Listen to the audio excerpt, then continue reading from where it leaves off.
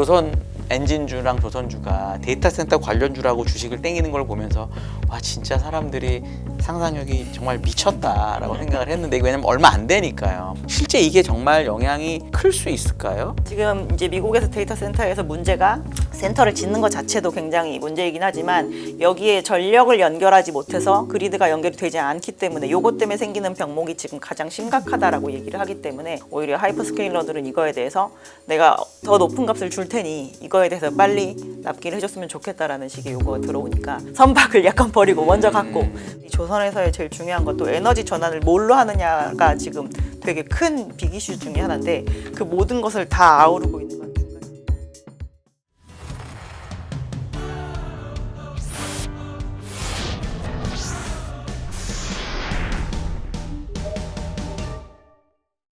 요즘 조선 섹터의 분위기는 좀 어떤가요? 뭐 요즘에 좋은 분위기 있는 섹터 아무데도 없을 것 같고요. 저희도 약간 마찬가지였고 다른 섹터보다 조금 더 반도체 쏠림 현상의 피해를 길게 본 섹터 중에 하나이기 때문에 저희 한 1년 정도 힘들었던 것 같습니다. 지금까지 봤을 때는.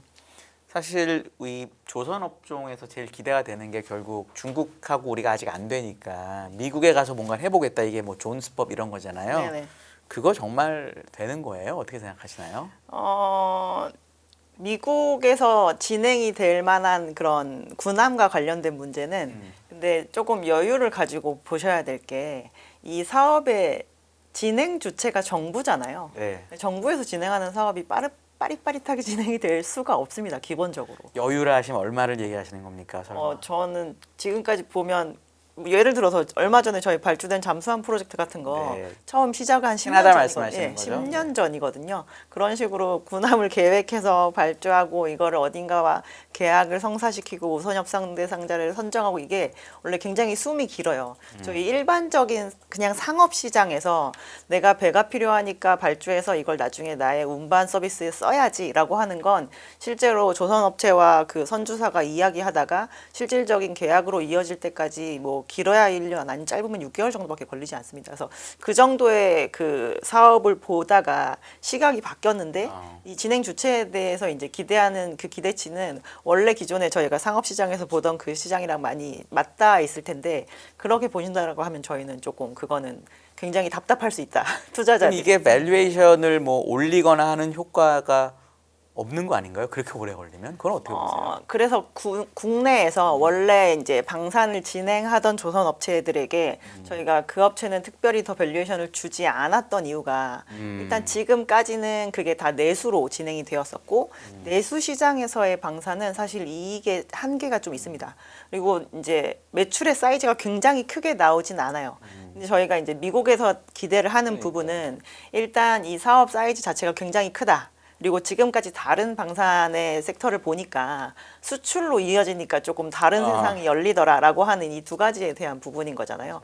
그 부분이 저희도 적용이 될 거라고 생각은 하고 그래서 지금 현재 상장되어 있는 조선업체를 보면 방산을 하거나 안 하거나 밸류에이션 분명히 차이가 있습니다. 근데 이제 당장의 실현 가능성에다가 굉장히 웨이트를 주신다라고 하면 저희는 그건 좀 힘들 거라고 보고 있고요. 궁극적으로 열릴 거라고 보는 부분에 대해서는 저는 굉장히 동의하는 편이지만 그게 지금 당장이라고 보는 데는 좀 어려움이 있다. 근데 단가가 더 높은 시장에 대한 그 시장성을 갖는 사업을 만약에 늘리는 포지션이냐라고 하면 그건 맞다라고 말씀을 드립니다. 장기적으로 투자를 하려고 하려면 좀 옥석 가리기가 필요한 부분이 되겠네요. 사실은 키우시는 게 그런가요? 사실 이 미국의 존스법 완화 수혜주로 좀 네네. 한국에서 하나오션이 크게 주목을 받았습니다. 근데 하나가 여기서 말하는 조건에 부합하긴 합니다만 사실 확정이라고 못을 박은 건 아니었어요. 그래서 이제 넘어야 할 산이 앞으로도 굉장히 많을 것으로 보이는데 하나오션이 받은 기대감 저희가 좀 유효하다고 볼 수 있을까요? 그러니까 하나오션의 전략 자체가 미국에서 얘기하는 방향에 대해서 최대한 맞추겠다라는 전략이고 직접적으로 미국에 투자를 하는 방향으로 진출을 하겠다는 것이고 오히려 경쟁사들은 조금 간접적인 방향으로 지금 현재 미국에서 사업을 잘 진행하고 있는 파트너십을 좀 공고히 가져간다라고 하는 전략에서 차이가 일단 나는 것 같습니다. 그래서 만약에 뭔가 입찰이나 이런 데 있어서 저희가 조건부로 둔다라고 하면 미국에 직접 투자한 회사가 일단 우선권을 가질 거야. 뭐 아니면은 처음에 발주할 때 있어서 점수도 그쪽에다 더 많이 줄 거야라고 하는 조건이 명확하게 붙는다라고 한다면 말씀하신 대로 하나오션이 더 수혜를 볼 만한 부분이 많은 것 같긴 한데 이제 어느 정도 규모로 진행이 되느냐가 일단 관건이고 과연 그 진행된 규모 자체가 지금 사전에 이제 얘기했던 1억 불로 투자한 회사에 50억 불을 투자한다고 얘기를 한 거거든요. 네. 그럼 저 투자한 것만큼의 그 이상의 저희가 페이백이 있을 것인가 그거는 지켜봐야 되는 문제인 거죠. 아직 어떤 식으로 진행이 될지 알 수 없기 때문에. 투자한 금액이 일단 되게 큰데 현재 나오는 건 되게 작다 보니까 일단 그 숫자는 안 맞는다 그런 말씀이신 거네요. 지금으로 봤을 때는 그런 것 현재로서는. 같습니다. 윤곽이 그려지는 거에서 봤을 때. 알겠습니다.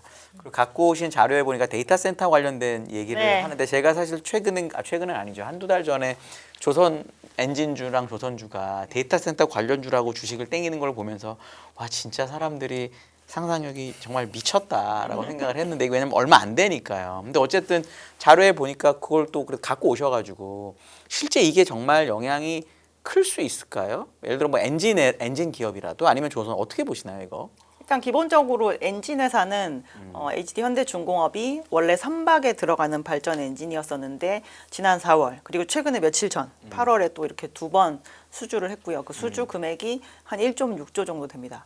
기한이 어떻게 돼요?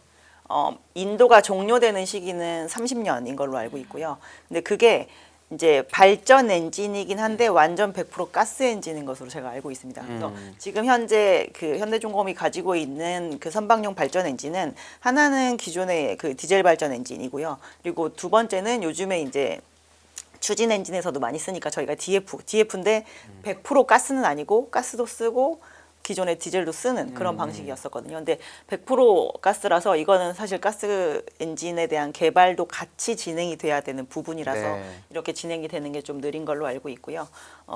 분명히 들어가서 그 발전원 역할을 해야 되는 그 데이터 센터가 완공되는 데까지의 기간도 가만히 된 부분이 아닌가라고 생각을 하고 있습니다. 근데 이게 저희가 기존의 선박에 들어가던 엔진으로만 납품을 할 때 대비해서 실제로 이 수요자들이 와서 부르는 가격대가 조금 높긴 하거든요. 다른 엔진보다. 네네. 아. 선박으로만 저희가 납품을 네네네. 하던 것보다. 그래서 실제로 유럽에는 이 엔지니어링 업체들이 있잖아요.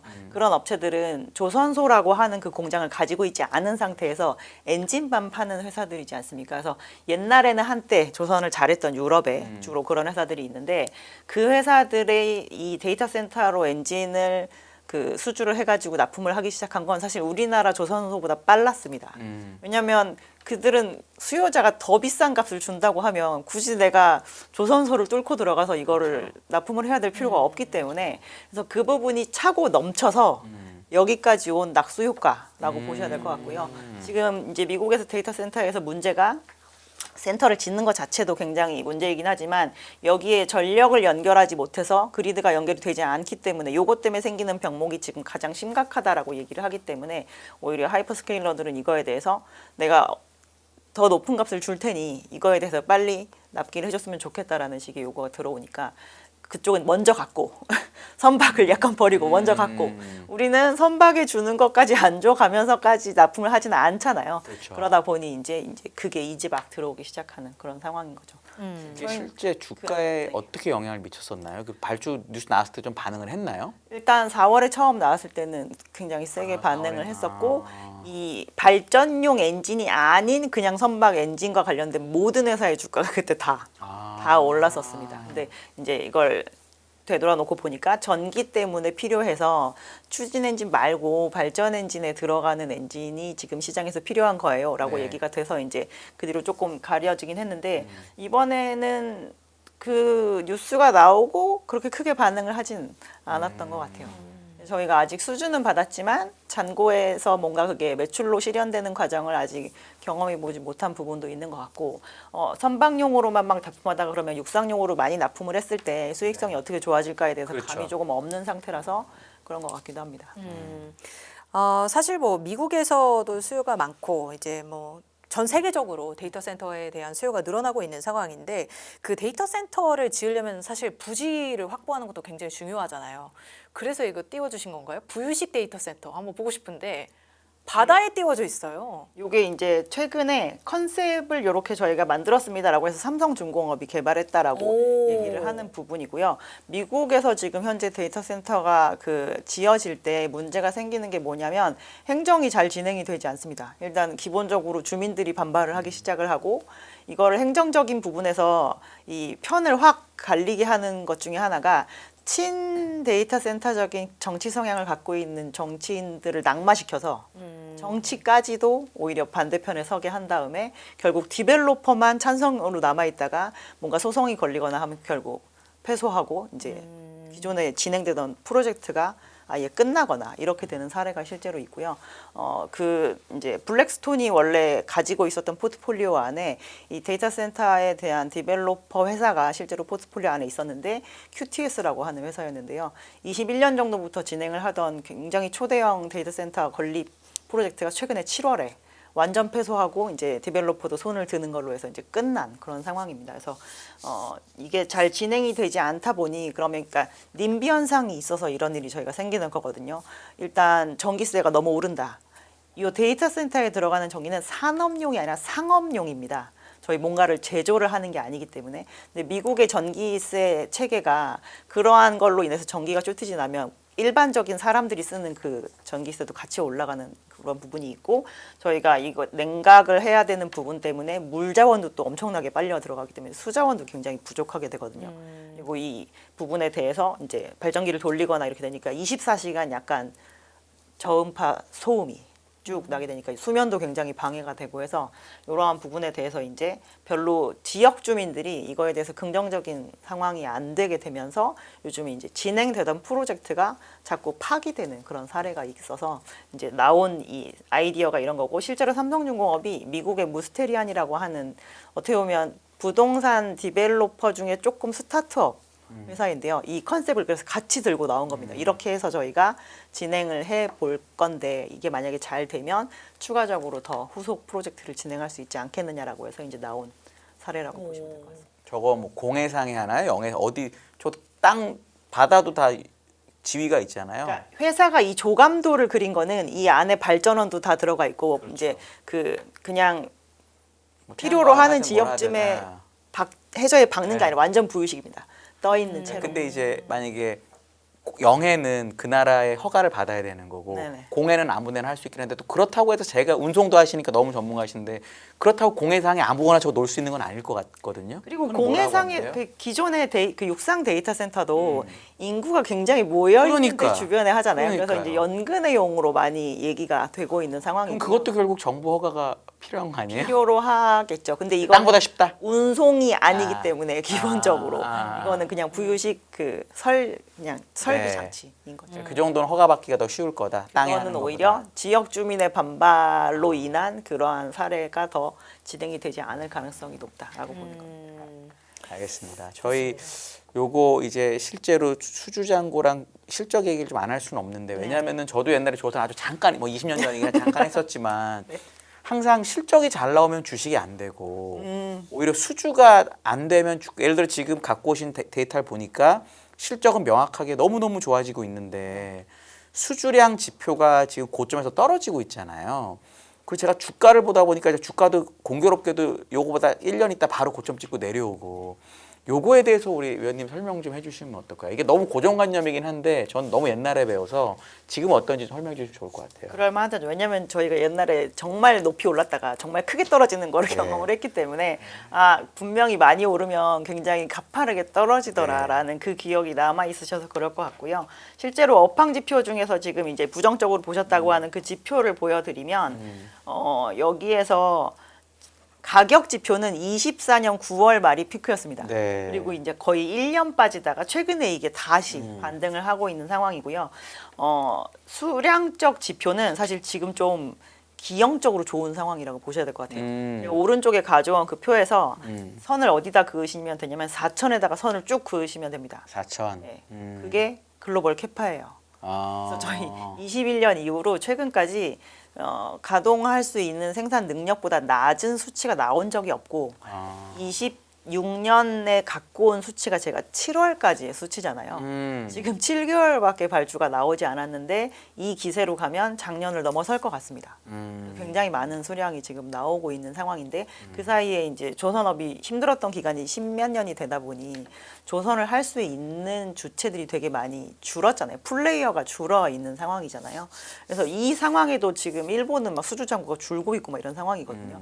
그래서 그냥 딱 빅2만 중국이랑 한국만 남아 있어서 이런 상황인데 수주는 이렇게까지 많이 지금 남아 있기 때문에 이렇게 저희가 뽑아내는 것보다 많이 수주를 하고 있다 보니 잔고가 지금 점점 길어지고 있는 상황이거든요. 네. 잔고가 길어지면 어떤 현상이 있냐면 저희가 굳이 저가 수주를 하지 않아도 됩니다. 그래서 최근 들어서 다시 이렇게 선가가 반등을 하는 상황일 수 있는 이유 중에 하나는 이렇게 해서 다시 또 이렇게 쏠리기 시작하니까 이 발주 주체들은 오히려 생각을 그렇게 하는 거죠. 아, 내가 여기에서 만약에 발주 시기를 늦추면 더 비싸게 발주해야 될 수도 있지 않을까라는 생각을 하게 되고 있는 상황이라 사실 업황 지표는 2007년에서 8년으로 넘어가면서 저희 그 아찔한 하락을 네. 봤을 때 그때 보였던 시그널은 어디에서도 나오지 않고 있는 상황이라고 보셔야 될 것 같습니다.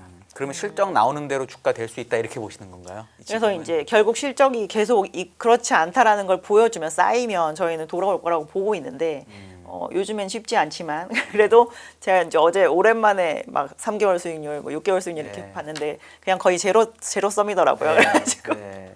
수익률이 지금 계속 좋아지고 있는 상황인데 그래서 조선업체한테 옛날에 기억해 보시면 조선업체가 배 만들어가지고 영업이익률 2자릿수 난다는 얘기 안 들어보셨죠? 현대미포 빼고는 쉽지 않았어요. 않다라고 얘기를 들어보셨을 텐데 이번 2분기에 실적 나오면서 이제 저희가 빅3사라고 얘기하는 3사가 다 2자릿수를 이제 기록을 했습니다. 처음 있는 일이에요. 과거에 저희가 거의 한 번도 그 경험해 보지 못한 거라고 보시면 될 것 같고 이것 또한 지금 저희가 23년 정도를 기점으로 막 성과가 오르는 중간 물량을 만들고 있기 때문에 27년도 그리고 28년 예상되는 실적도 여기에서 더 좋아지면서 이제 낮아질 가능성은 굉장히 제한적입니다. 그래서 저희 한 번도 돈을 길게 잘 벌어본 적이 없거든요. 옛날에 이렇게 잠깐 맛보고 바로 떨어졌었는데 지금 그때와는 되게 다른 상황이라 국내 조선 업체들이 지금 하나오션을 제외하고 나머지 회사 두 군데는 순연금 상태입니다. 그리고 내년에도 더 많이 벌 예정이고 그래서 이번에 이제 주주한원 같은 경우도 더 많이 한다라고 중간 배당량이 작년보다 굉장히 많이 높아진 상황이더라고요. 그래서 그런 것 또한 이제 주가 업황이 좋아짐에 따른 주가 상승과 실제로 주주한원에 따른 안정성을 둘 다 확보할 수 있는 상황인데 뭐 수급적인 쏠림 현상은 저희도 막을 수는 없었다라는 거죠. 그렇죠. 주식 시장에서는 아무래도 그럼요. 이 수급이 가격을 굉장히 중요한 결정짓는 역할을 건 하기 때문에 수급이니까. 네. 업황이 좋아지고 있다라고 말씀을 해주셨는데 사실 이제 국내의 조선업 업황이 회복세를 보이고 있는 가운데 중국에서 치고 올라오는 속도가 굉장히 무섭습니다. 중국에서 LNG선 추격과 뭐 한국산 프리미엄 유지 가능성 이 사이에서 좀 균형이 잘 잡혀야 될 것 같은데요. 중국이 어느 정도냐면 대형 계약을 막 따내면서 아무래도 이제 저가 공략을 또 하겠죠. 그래서 학습 곡선을 제대로 좀 타고 있는 상황입니다. 선주들이 이런 상황에서 가격을 더 비싸게 주고 한국산 프리미엄을 내면서 이제 지금은 발주를 하고 있는 상황인데 이게 좀 계속해서 유지가 될 수 있을지 아니면 중국을 어느 정도 대비를 해야 되는 시점인지도 궁금하네요. 중국도 많이 만들어 보면 당연히 따라올 수밖에 없고요. 중국의 민간 조선사들, 민영 조선사들은 수주 잔고 보면 엄청 심플해요. 계속 만드는 것만 만들거든요. 그래서 이미 영업이익률 30% 찍고 있는 회사들도 있습니다. 해외에 상장되어 있는 데 있으니까 그런 데도 한번 찾아보시면 좋으실 텐데 그래서 만들어서 학습 효과로 올라오는 걸 저희가 막을 수는 없습니다. 그리고 조금 더 우리나라 입장에서 되지 않는 영역은 뭐냐면 중국이 코로나 이후로 바뀐 게 뭐냐면은 단일 국가 기준으로 원래 배를 제일 많이 갖고 있었던 국가가 어딘지 아시죠? 그리스 아닙니까? 네, 그리스였는데 그게 중국으로 바뀌었어요. 그랬나요? 22에서 23년으로 넘어가서 세상에나. 그래서 그 아시아 극동아시아에 있는 3국 중에 우리는 그래도 우리 것만 해도 조금 먹고 살만해라는 얘기를 할 수 있는 건 중일은 그 말이 됩니다. 네. 근데 우리나라는 그게 안 되는 나라예요. 그러니까 해운의 사이즈도 조선의 사이즈도 국가의 경제 사이즈보다 좀 큰 편이긴 하지만 그 물량으로 하지 않아서 그래서 저희는 항상 외부의 수주를 받는데 최선을 다해서 지금 이 경쟁력을 갖게 된 것이거든요. 근데 요즘에 이제 저희가 제일 걱정했던 LNG가 되게 고부가 가치 선이라고 하는데 요즘 LNG를 막 빨아들이듯이 스폰지가 물 빨아들이듯이 중국으로 가게 된다라는 얘기를 하시지만 중국이 지금 단일 국가 기준으로 LNG를 제일 많이 수입하는 국가가 됐어요. 그럼 적어도 내가 쓸 LNG 캐리어는 다른 데한테 주기 싫은 마음이 굉장히 컸을 거잖아요. 불과 몇 년 전까지만 해도 후동중화라고 하는 회사만 LNG 캐리어를 만들었습니다. 1년에 한 4척? 우리나라 아마 50척 만들고 있을 때. 지금 우리나라 이제 한 70척 정도 만들 수 있는 상황이거든요. 근데 그러고 나서 2023년에 이제 후동 말고 다른 데도 LNG 수주전에 대비를 좀 하자라고 해서 뭐 대련 어디에서 한 4군데가 수주를 했습니다. 아마 그들의 첫 호선이 올해 이제 인도가 될 예정일 것 같아요. 그래서 중국이 중국 자본 써가지고 중국 해운사가 중국에다가 배달할 LNG 그 캐리어 발주를 주는 거를 저희는 앞으로 다 영영 받아오지 못할 거라고 전 생각합니다. 학습 효과를 계속 주는 거죠, 그쪽에. 그래서 그 물량은 아니고 나머지를 내가 결국엔 다 취해서 해야 된다라는 생각을 해야 될 것 같고요. 그나마 여기에서 어떻게 보면은 옛날에 잘했던 데도 저런 식으로 떨어져 나갈 수 있구나가 이제 일본이거든요. 일본이 최근에 얼마 전에 한국의 조선업체들한테 우리한테 LNG 캐리어 만드는 기술 좀 전수해줘라고 얘기를 했습니다. 원래 일본이 전 세계에서 LNG를 제일 많이 수입해 쓰던 상황이 국가잖아요. 역전됐어요. 네, 완전히 역전됐는데 심지어 한 15적 정도씩 되게 또박또박 글로벌 시장에다가 인도를 했었는데 이게 2000년대 들어오면서 약간 확 꺼지기 시작했고 그나마 자체적인 것 좀 하다가 어느 순간 약간 본인들이 필요한 것도 막 한국에도 발주하고 뭐 중국의 합작법인에 발주하기도 하고 하더라고요. 그러더니 지금은 이제 국제적인 수주를 아예 못 받은 지 몇 년이 됐고 거의 7년 가까이 된 상황이고 이젠 자기네들이 필요한 걸 만들려다 보니 국제 표준이랑 너무 안 맞는 기술 수준에 머물러 있다 보니까 만들어 달라고 한 상황이거든요. 그래서 중국이 커지는 건 저희도 막을 수가 없죠. 그 에너지 더 쓰고 하겠다는데 그걸 저희가 어떻게 막겠습니까? 근데 나머지에서 저희가 봤을 땐 돌파구를 찾아야 된다라고 보고 있고요. 이 상선 시장에 머물러 있으면서 고부가 가치의 영역이 자꾸 줄어드는 것처럼 제가 보이는 거잖아요. 우리가 그래도 굉장히 공고히 지켰던 초대형 컨테이너도 이제 먹히는 것 같고 LNG도 먹히는 것 같고 하니까 그래서 이제 저렇게 부유식 데이터 센터나 이런 것까지 얘기가 나오면서 그쪽 시장으로 조금 치환을 하면 저희는 돌파구가 좀 생길 수 있을 거라고 보고 있는 상황입니다. 자, LNG는 옛날부터 이게 되게 기대가 많았고 원래 JKT라고 그래서 일본 코리아, 타이완이 제일 수입을 많이 하다가 이제 중국이 많이 하게 된 거잖아요. 그래서 원래 옛날부터 우리나라가 LNG 수입을 많이 할 거고 뭐 LNG 추진선은 뭐 다른 거지 뭐 여러 가지 때문에 되게 옛날부터 약간 토픽이 됐던 건데 지금 수주 소식을 들어보면 LNG 수주가 많이 나왔다는 얘기를 잘 못 듣겠거든요. 올해는 그래도 꽤 나왔고요. 미국에서 오겠다고 했던 것들이 있었잖아요. 그런 거 요즘 나오고 있나요? 그게 미국에서 진짜 큰 기대였는데. 미국은 올해 아니고 내년 정도에 나올 것 같습니다. 내년인가요? 왜냐하면 LNG 수출이 이제 해도 돼요? 라고 허가를 작년에 좀 많이 해줬어요. 네. 그러면 그거에 대해서 각각 허가를 받은 민간 사업자들은 이 가스를 누군가에게 파는 계약을 또 그 사이에 해야 됩니다. 계약해야죠. 어느 정도 이상 팔려야 저희가 그럼 이때부터 생산 시작해도 되겠다라고 해서 발주를 하는 거잖아요. 근데 그 판매는 개별 민간 에너지 사업자들이 하는 거기 때문에 저희가 얼마나 진행이 됐는지 물론 그 컨택해서 보면 알 수 있긴 하겠지만 그게 저희 생각만큼 안 될 수도 있고 미국은 LNG를 지금 전 세계에서 제일 많이 수출하는 국가가 되었어요. 불과 한 만 8년 만에 그렇게 됐어요. 원래 오바마 정부 때 처음으로 수출 승인을 했고 원래 그 전에 수출 금지 항목이었거든요. 근데 그랬다가 이제 되게 빠른 시간이 됐는데 하필이면 미국이 제일 성장력이 좋은 중국이랑 사이가 안 좋아서 의외로 LNG는 중국한테는 별로 안 팝니다. 그렇죠. 그래서 이미 성숙기에 들어간 국가들을 대상으로 파니까 그렇죠. 막 우리 LNG 굉장히 많이 더 팔 거예요라고 해도 이게 다 팔려나갈 거란 보장이 없잖아요.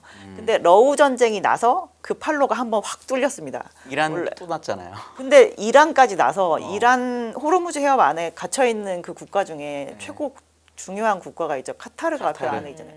카타르와 쿠웨이트와 바레인과 어디 한 군데 더 UAE도 있습니다.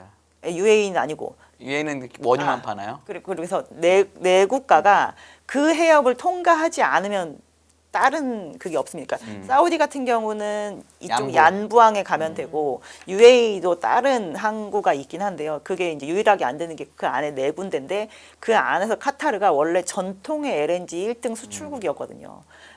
그래서 극동아시아에 있는 특히나 3국은 카타르로부터 엄청나게 수입을 합니다. 근데 그거를 지금 당장 각이 안 나오잖아요. 저희 원래 장기 운송 계약 되게 많이 체결되어 있었는데 카타르에서 이미 불가항력 선언을 한 상태거든요. 그러면 우리는 에너지를 1년에 써야 되는 계획이 있으니까 이거를 다른 데로 바꿔야 되는데 그 바꾸는 걸로 제일 적당한 게 지금 미국인 거죠. 그렇죠. 왜냐하면 생산도 더 많이 하겠다고 하지. 어차피 팔로는 펼쳐놓는 게 훨씬 유리하다라는 걸 이 수많은 지정학적 리스크로 인해서 인식을 하게 되기 때문에 그래서 이것 때문에 사실 어떻게 보면 그 중국이 지금 LNG를 캐리어를 막 수주를 하고 있긴 하지만 그 잔고 중에 굉장히 많은 수가 카타르에서 중국으로 가려고 했던 그 LNG 캐리어도 많이 있거든요. 네. 잔고에만 남아있는 기간이 길어질 수도 있습니다. 그렇겠네요. 예, 실제로 만들어지지 않을 수도 있는 부분이고 그래서 지금 잔고에 쌓이고 있는 게 얼마나 나와서 딜리버리가 되느냐를 저희가 보는 게 좀 중요할 것 같습니다. 알겠습니다. 네. 이렇게 조선 업황에 대해서 전반적으로 좀 짚어주셨는데요. 국내 조선 3사 그러면 이제 저희가 투자 전략을 어떻게 세워봐야 될까요? 일단 수주가 개선되고 있는 상황 여기에 이제 실적 개선까지 좀 예고를 해주셨는데 저희가 투자를 할 때 좀 장기적으로 어떤 전략을 가져가 보면 좋을지 그리고 단기적으로도 접근이 가능한지 등등 좀 자세한 전략을 세워주시면 좋을 것 같네요. 일단 뭐 수주 잘하고 실적 좋은 회사 사는 게 가장 좋습니다라는 얘기를 기본적으로 드리지만 과거에도 저희가 그렇게 대형 조선 업체들을 비교했을 때 올해 누가 주가가 제일 좋았나라고 보면 3사 중에서 제일 실제로 수익성이 그러니까 영업 수익성이 좋게 나오는 회사가 가장 높은 밸류에이션 유지합니다. 그래서 지금도 그럼 26년 남아있는 하반기 27년, 28년이 누가 제일 수익성이 좋을 것인지에 대한 부분을 일단 체크를 해서 나의 탑픽은 저거다라고 결정하고 가시는 게 좋을 것 같고요. 요즘에 이제 조선 업체들에 대해서 물어보시면서 알파 전략으로 그럼 기자재는 어떨 것 같아요라고도 물어보시는데 지금 이렇게 많이 주가가 하락한 상황이면 저는 완성조선주 투신부터 일단 살리고 봐야 되는 문제이기 때문에 조선 업체에 대해서 볼 건데 단기적으로 지금 이제 원강이 갑자기 되게 세지고 있는 상황이죠. 네. 그래서 해지를 해두는 부분이 단기적으로 3분기 실적에는 분명히 영향을 좀 줄 것 같습니다. 그래서 해지를 100% 하는 삼성중공업, 해지를 거의 하지 않는 하나오션은 아마 그 부분에 있어서 조금 단기적인 수익성의 차이를 좀 저희는 보일 거라고 보고 있고 조선과 관련된 이슈에서 종합적으로 브로드하게 대응하는 업체가 여러 관련된 조선 관련 뉴스가 나왔을 때 다 해당된다. 그래서 저희는 그래서 HD그룹을 많이 추천을 해드리는 편입니다. HD는 이제 한국 조선해양도 있고 한때 중공업도 있고 뭐 이렇잖아요. 뭘 보통 물론 이제 HD 조선해양은 이제 중간 지주사 비슷한 거고 위에 또 HD도 또 있잖아요. 물론 정유주에 HD 가깝긴 현대가 하지만 있죠. 네네. 있고 이런데 그 중에 그럼 제일 그냥 사업회사 제일 낫다고 보시나요? 제일 밸류에이션이 비싼 게 정상인 회사는 사업회사라고 저는 생각을 합니다. 지금 현재 조선도 하고 있고 엔진도 직접 하고 있고 네네네. 방산도 하고 해양도 하고 있잖아요. 네네네. 그래서 현대중공업이 무조건 3사 중에서 제일 비싸야 되는 건 맞는 상태이고 근데 이 선박 시장에도 어쨌든 제일 중요한 이 조선에서의 제일 중요한 것도 에너지 전환을 뭘로 하느냐가 지금 되게 큰 빅 이슈 중에 하나인데 그 모든 것을 다 아우르고 있는 건 중간지주 회사입니다. HD 네, 한국조선. 한국조선해양 그게 그럼 현대중공업보다는 그게 더 지금은 나아 보인다 이렇게. 그게 더 넓게 커버하고 있고 아. 이제 저희 배당 수익도 올라갈 여지가 굉장히 많고. 알겠습니다. 네, 투자자분들의 어떤 전략에 맞춰서 종목을 잘 선별해 주시면 좋을 것 같습니다. 자, 지금까지 엄경아 신영증권 리서치센터 연구위원과 함께했습니다. 오늘 말씀 고맙습니다. 감사합니다.